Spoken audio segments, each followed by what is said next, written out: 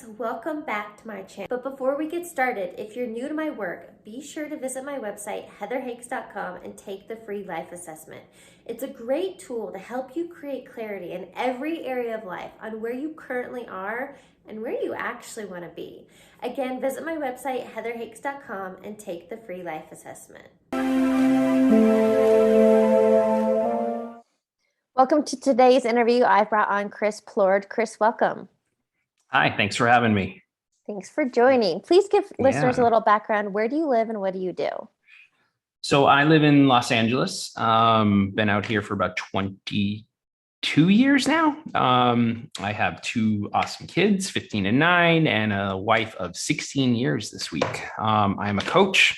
I work with different individuals, organizations, companies, really helping the people to perform at their best. And what I mean by that is going in and dealing with all the amazing tools that they have, unleashing their why, unleashing their purpose, getting into following that mountain that they should be climbing up and running towards it. And I just love holding that space for people to take off the masks and the armor that they've been building up for so many years and being able to live from their heart, from their soul.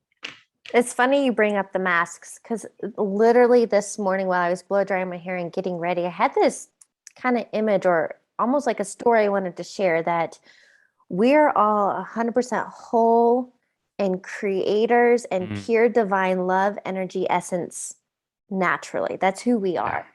Mm-hmm. But it's all these masks or layers. So even if you want to think about it like an onion and peeling it back. And so it, and wearing armor, that's another way to say it. So many of us through life experiences are wearing masks because of who we think we should be or that we need to be and all this body armor and trying to protect ourselves.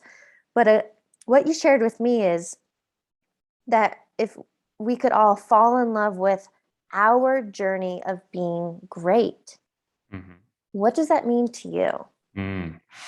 Well, first of all, addressing that mask, I think we've been programmed we were born perfect. We were born these amazing little souls. And then throughout the years, we put on these because of situations that happened for us, not to us, right? And that's the programming we have to learn, that life has happened for us and all these situations that we have been through, that some of the times we wouldn't want to wish on anybody, right? They happened and they were such a tough, awful thing that might have happened at the time, but we have created so many strengths and gifts through those situations that we have been through, right? Our tolerance, our emotional tolerance has grown. And so when we get to the age of 20, 25, now we start undoing those things, right? To get to where we want to go in life. And part of that programming is the people that we looked up to said, no, you need to do it this way. This is the way you should do it. So we took on this way of doing things, right? And stopped listening to that essence. A lot of people stopped listening to that essence of who they really are. And so part of taking that mask off and falling in love with the journey of our soul is being able to listen to the heart, listen to your gut, being able to follow your joy, so that you know that there is no actual destination. You're just falling in love with this journey that we're on. It's called life. And we start to look at situations of, oh, is this happening to me? Or is it happening, like I just said, for me? And what am I getting to learn? How am I learning from, what am I learning from this situation? And I think that takes work to get there, is looking at each thing as something that we get to grow from. So on that quote, because it's been around for years, life is happening for me, not to me. I want to add something to it that, because even then life is happening for me, I believe life is happening through me. Yeah. Because our thoughts create our emotions and our vibe and our energy. And that is what is literally attracting experience and things to us. So life is happening through me. And I think when we understand the power of that it's like, oh, but I agree, like learn these life experience and these lessons. And I love Peter Crone. He's a big guy in LA from the UK. Good. Okay. So you know him. Peter Crone says something about and maybe you could, if I butcher this, help me out. But he says how relationships, well, they're a great learning tool, but they trigger what is unhealed within us. I think, and I'm paraphrasing, it's not perfect, but I think this is closer to the quote, but you're right on. Life is going to present you with circumstances and people that will present to you where you are not free within yourself. You did it. Is that closer? Yeah. Okay. Because I've quoted him. I love his stuff. I've listened to all his the podcasts he's been on. It's freedom. It's internal freedom is what we're looking for. I mean, we've all felt it at some point in our life, right? And what is that circumstance that keeps coming up that's keeping you held down or blocked? Who are those people that keep showing up in your life? What relationships do you keep getting into over and over again, right? To hold you down, to trigger you. Those triggers are actually these beautiful things you get to look at, saying, oh, I'm going to look at this time, and it's going to show me where I need to not fix yourself. And this is where a lot of people get into problems. I don't think, like Peter says, nobody's broken, right? But where we can reveal or unleash a part of us that isn't free, or we can let go of a way we've been doing things for so many years because it's not serving us anymore. It served us way back then, but not in this new direction, not up this new mountain we're trying to ascend. Well, and that's why I love that, to see the gift in everything. And so That's ultimately, they're deep-rooted beliefs or experiences that we attached meaning to that is in our subconscious, right? And so that's what I remember saying this to my mom years ago, with men. So I was previously engaged, but with men, I felt like I kept attracting the same kind of guy with a different face. And until I realized, oh shit, I'm the common denominator. Why do I continually attract, all right, this is getting personal, but fine. Why do I continually attract emotionally unavailable workaholic men? So I figured it out. It's because I grew up with a dad who was a workaholic, emotionally unavailable. So as a little girl, I attached that I wasn't worthy and deserving of a male's time and attention. But as an adult, I realized my dad was doing what he had to do to provide for his family.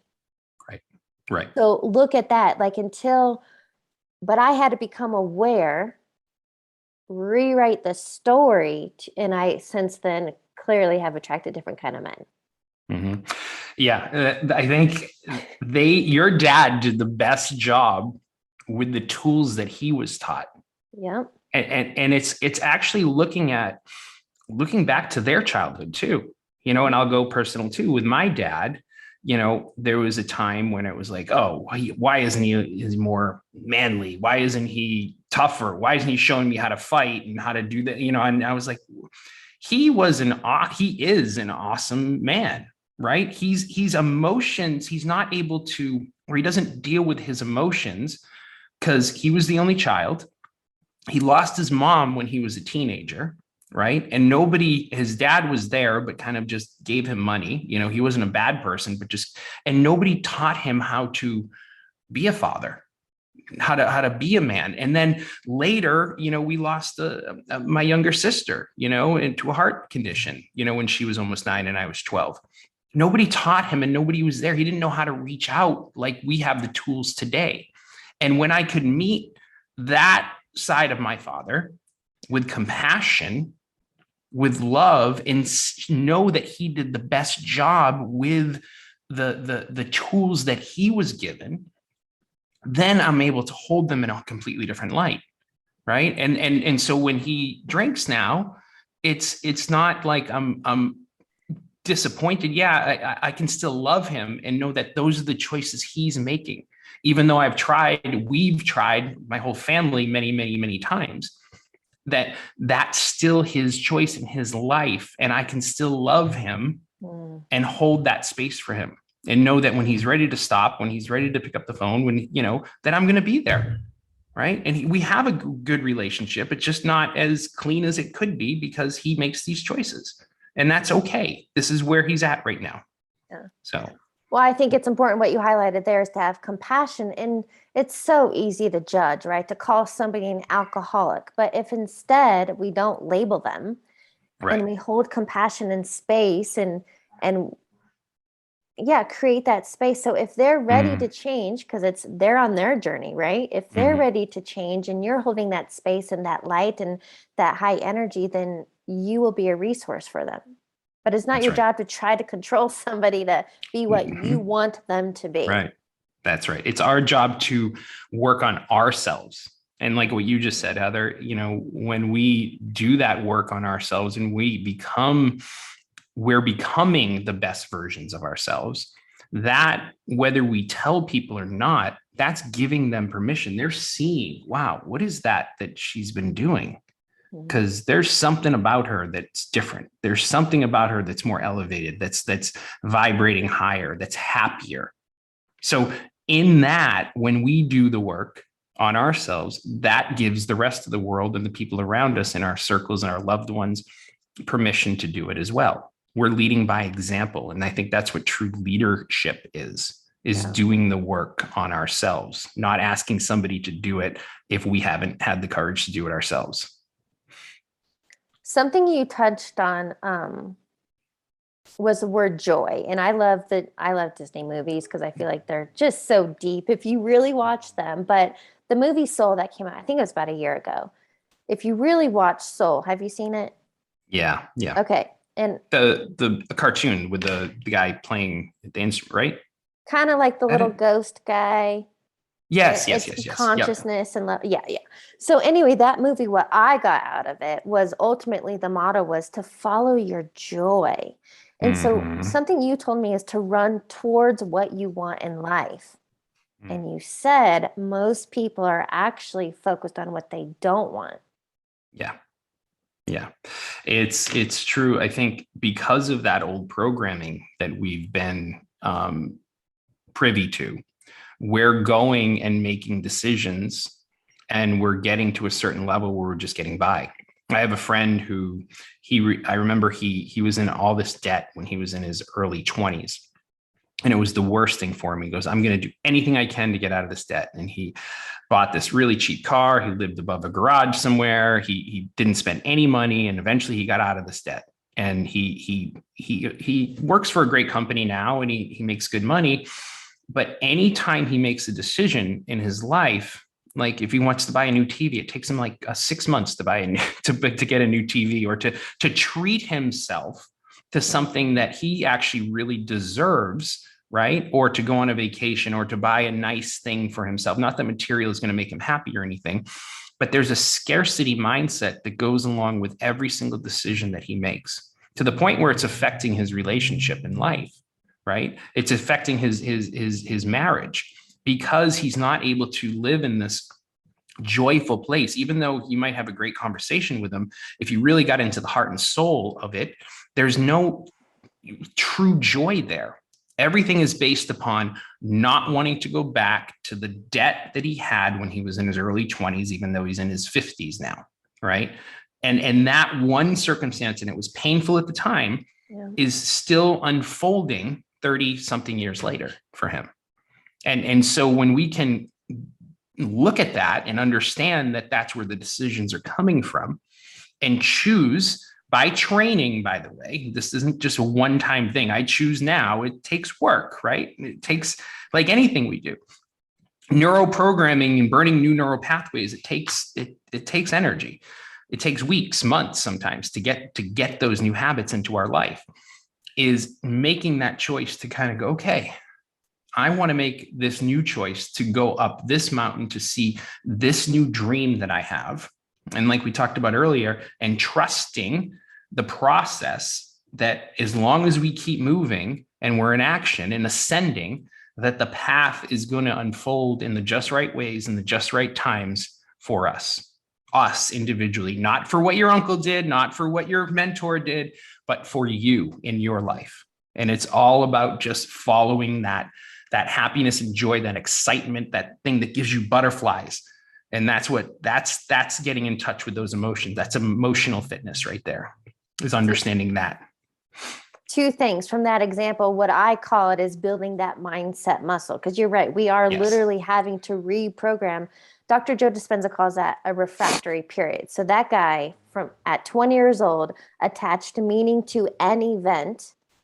Decades later, he's still experiencing that event because he has such a strong emotional tie to it. So until you reprogram these emotions, and I think what you say is like a deliberate decision that you want change, and then do the work to build those. Okay, I want to go back to, because you shared an actual example with me, because I want to talk about joy and being in alignment and flow versus I think what the American culture is that hustle and grind, make shit happen. Right. But I just don't flow with that. But what you shared with me, can you go back to your med device days and the moment you made that deliberate decision and how life was flowing easily for you? Right. So, so I was working in the fitness industry, what was it, 16 years ago. I mean, I've been doing this for 25 years, serving, helping, coaching. I was presenting around the world. I was working with clients, teaching classes. I had making six digits. I was doing really well, living in LA. And my wife got pregnant.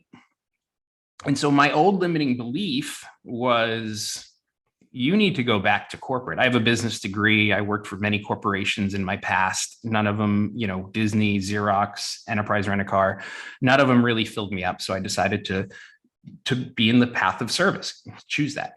But when my wife got pregnant, our first child, a fear came up, an old fear, an old belief, because my mom instilled, if you have a great job with good benefits, you're going to be happy. Her belief that was instilled into me. Right. So when my wife got pregnant, I said, oh, what's the highest paying sales job I could get? And I was like, medical device sales. So I found a recruiter, someone who got me, I ended up landing a job as medical device. And I was like, well, I could go either way. And my wife's like, well, it's your choice. I want you to be happy. So I decided to go into medical device for a year. After about a year, I was like, oh, this isn't for me. I didn't like the environment I was in. It was cool at first because I was in the OR training doctors, but it wasn't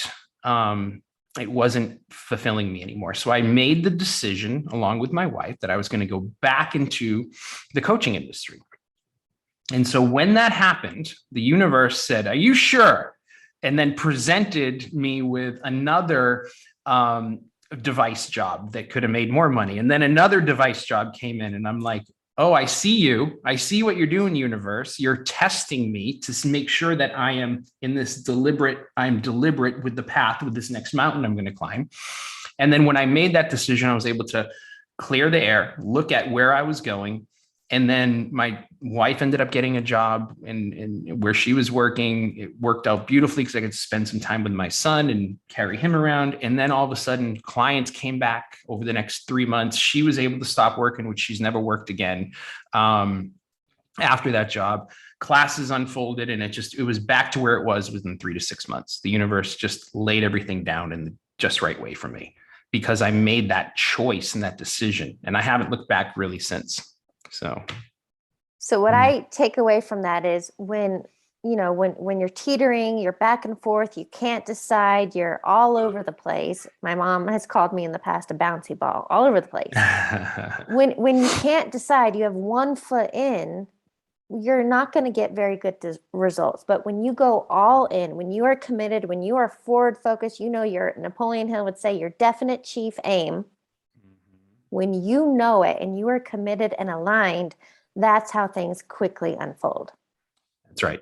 The gray area is a energy sucker, right? The gray, the being on the fence, the gray area is not where we want to be in life. And I know we're all guilty of being there, of going, well, I shouldn't make this decision, or should I, or could I, and didn't, and we're over mind effing it. When you make that decision to go forth, you'll be amazed at what unfolds. And I think you shared too, before we started recording, but it's coming and it's unfolding exactly the way it should, but we don't know that path precisely. And this is what keeps a lot of people stuck. Mm. We have never once, any human can say, did I take step A, B, C, D? It was laid out perfectly for me, and I climbed that ladder and I got to that top. No. When you get to the top of the mountain, you look back and you say, oh, I needed to go into that situation to learn that lesson in order to come over here to learn that. And then this happened. And then it's a zigzag that takes you on this trajectory that we don't fully grasp or understand. And it's our controller, our saboteur, judge, controller, that wants it laid out in this pretty precise, pristine way that's going to get us up the corporate ladder, a lot of people, and to those positions that we're told we can do. And when we can let go of the how and just start to move deliberately, a deliberate intention is what the universe wants to hear. And when we put that energy into it, we get the ROE, you get that return on effort, the ROE. We get that comes back to us in ways that have always turned out just right. Well, and ultimately, you chose and you committed on your joy is service, and that has turned into coaching, but you followed that and it's all lined up. And so this makes me think, was it Napoleon Hill in Outwitting the Devil? I'm not positive, but he talks about an undisciplined mind, that's our biggest setback. So ultimately it's, for me, you get to wake up and choose every day or even every moment. Are you feeding faith or are you feeding fear? Mm-hmm. And fear is the one that wants to think it's in control and try to make things happen. But when you feed faith, let go of the how, but you just, I don't know how else I can describe it, but you get to choose fear or faith. That's right. That's right. And it's, and doing it for 40 years or however long, or 30 years, it's, and we're not saying it's easy. It's not just like we just go, okay, you choose, No. But, I love that metaphor of the two wolves that are always fighting within you, right? The grandfather's telling his grandson, and they go, there's a battle inside every single day. And the grandson looks back, and one of the wolves is full of fear and anxiety and all of this. And the other one is that faith and gratitude and compassion. And he goes, which one wins? The one you feed. Right? The one you feed, just exactly, and we get to slow down. I remember my first coach ever, she was like, you need to slow down. You need to slow down, right? Because slowing down isn't just a matter of taking things off your plate in life. It's a matter of connecting and listening to yourself, like truly going, which is the direction I'm moving towards? What is my why? What is that move I'm making? Is it getting me closer up to the mountain that I'm climbing, to my goal? And know that it's coming from joy, like we talked about right earlier. And by the way, having joy and following that joy and excitement isn't mean that it's not going to be nerve-wracking and have a little bit of fear there, but fear is not driving. You cannot or even be in shotgun or even in the back seat. It can maybe sneak up on you with a motorcycle or something like that, but it's there.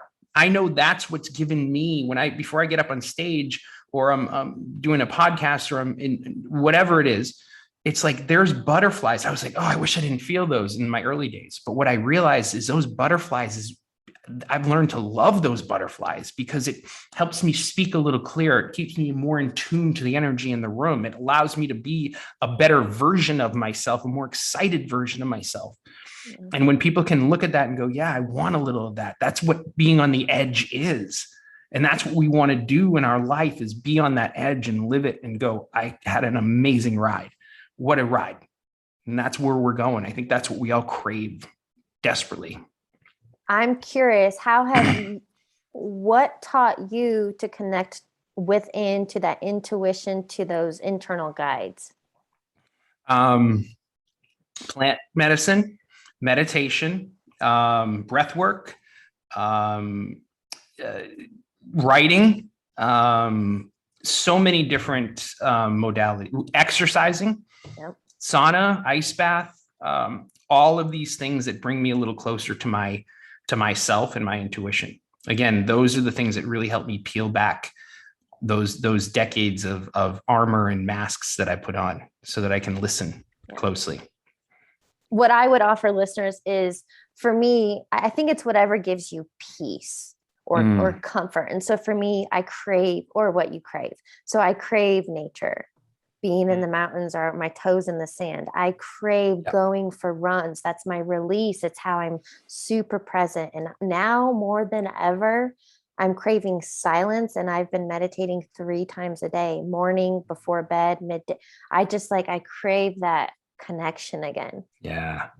So I said, follow that. Yeah, it is. And nature is a huge part of that. We live in Los Angeles, right? And I'm in the water all the time, on the beach.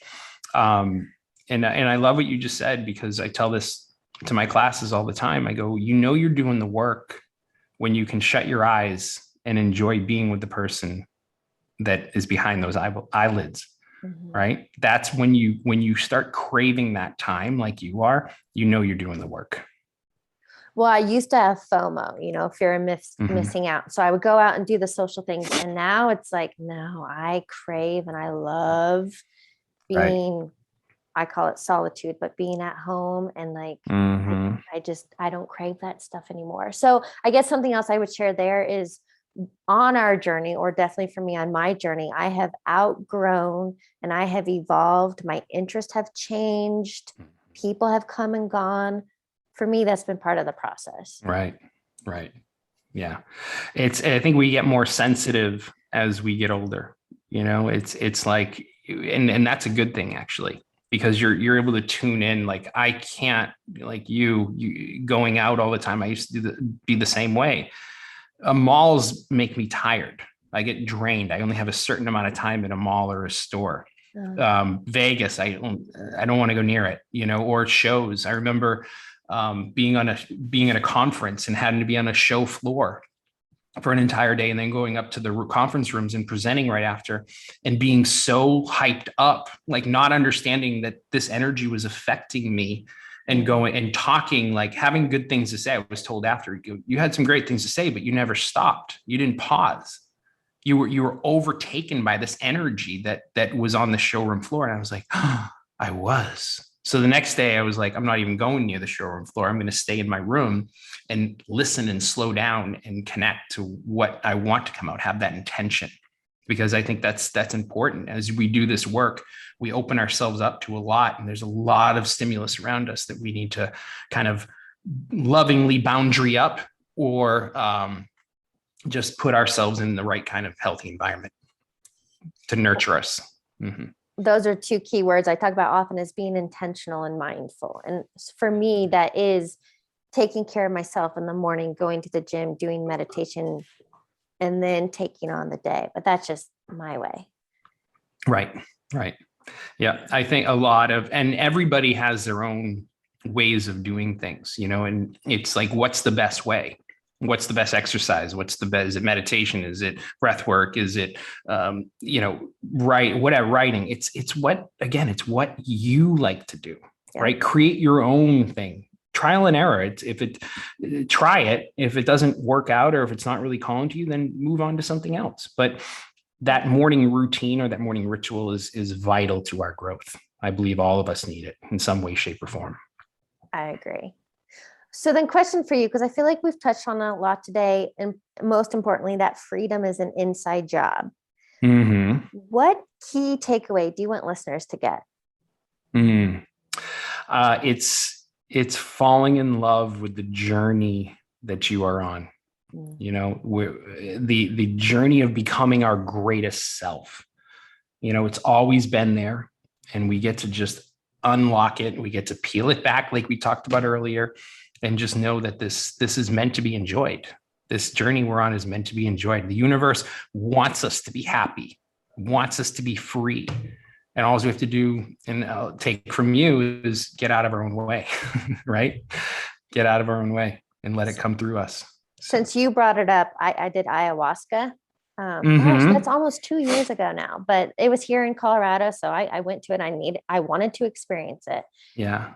And because I podcast, I had a notebook at my like my little Mhm. side. So because although you're like lucid dreaming in and out of these crazy dimensions, it's a cool experience, Yeah. I was still able to like kind of sit up and take some notes. So anyway, what I got from it, and it was on my first night, the second dose, all suffering is self-imposed. Yeah. In the moment, and I was like deep in this pain and like fetal position, literally in my stomach. It was so much pain.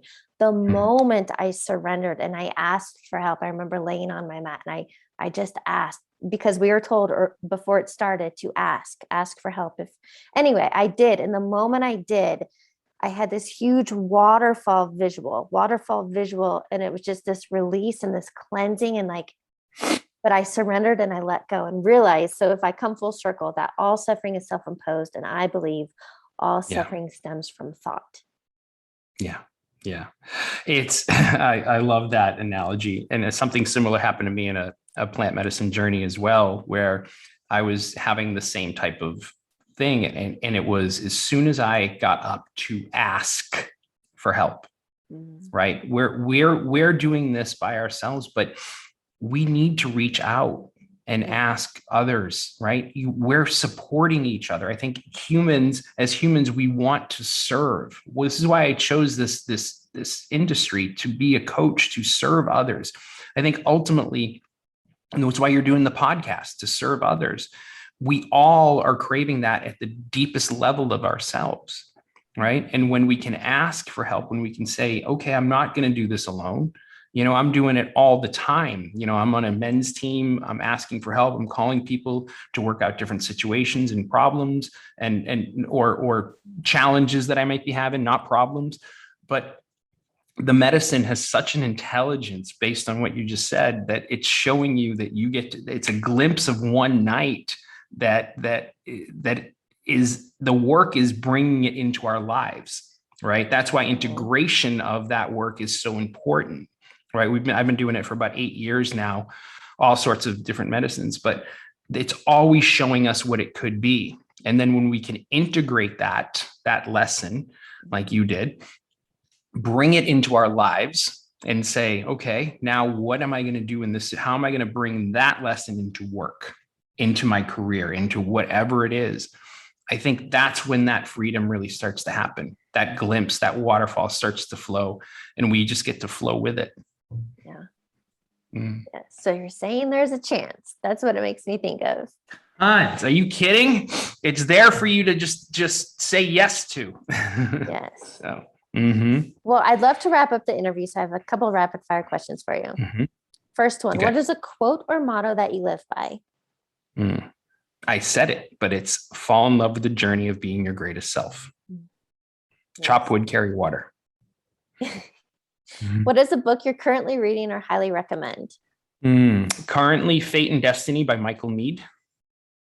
What is that? And so he's an amazing writer. He takes myth of all these mythological stories. He takes his own life, where he grew up in New York, and how and as a kid, and then he brings in modern day analogies. And he does this beautiful poetic job of weaving all of these things together.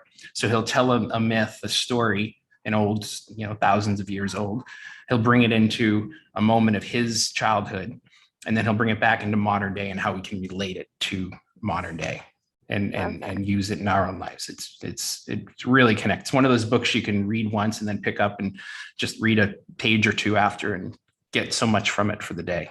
So I'm always quoting in my meditation classes and breathwork classes. Awesome. All right. Final question. What advice would you give your younger self?